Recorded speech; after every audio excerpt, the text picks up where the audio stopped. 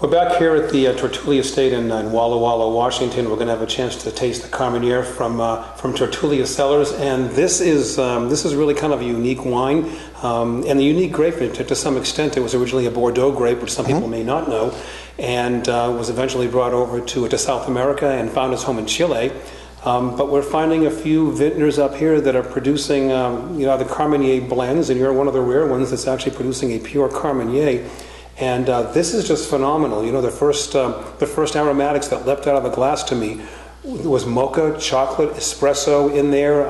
Just really unique aromatics. Yeah, this is for all the exotic aromas. Cracked black pepper, the espresso. There's that element of chocolate.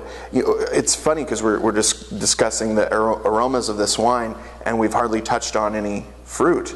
But wine doesn't have to be all about fruit. I mean, when you have dinner, if you're just going to have a pure fruit wine, that means you should be having barbecued spare ribs every night. But we like to have something, a steak, peppercorn steak, or maybe a little bit of this go with Thai food even, or some spicy Asian cuisine, because it's so exotic.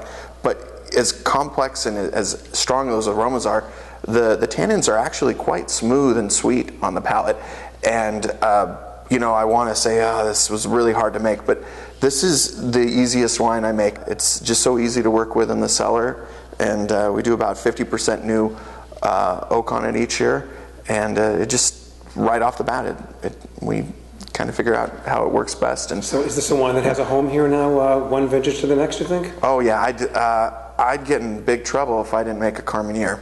Okay. Yeah. Well, let's give a shot of this. Again, this is the 2012, and let's see what it's like on the palate. It's very deceptive. You would think with the aromatics that this would be a big, giant wine.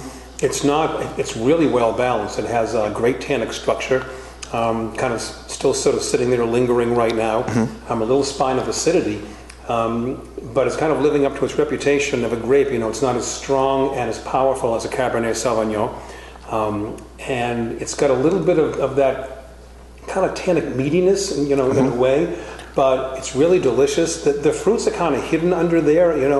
I'd be kind of hard pressed to pick out a particular, one particular. It's kind of a black fruit, but I'm really not sure if we're talking about black cherry or some blackberry in there. It's really well hidden. When I write the tasting notes on it, I just forget about the fruit and I embrace all that herbal, the herbalness, and the sometimes the tobacco or the jalapeno. People are so afraid to say, "Oh, it's got a peppery nose to it," but that's varietally correct for Carmenere. And there may be a little bit of gaminess or just a hint of meat in this as well. But clearly the fruit is there. It has to be, but it's hidden underneath. But the unique thing about this is that the other attributes, the other elements of this are just sort of lurching forward and giving this wine most of its personality. So a phenomenal wine, great, Thank you. Great one, and I could see pairing this with beef. Oh yeah, a nice peppercorn steak. Yeah. Thank you. Great wine. Cheers.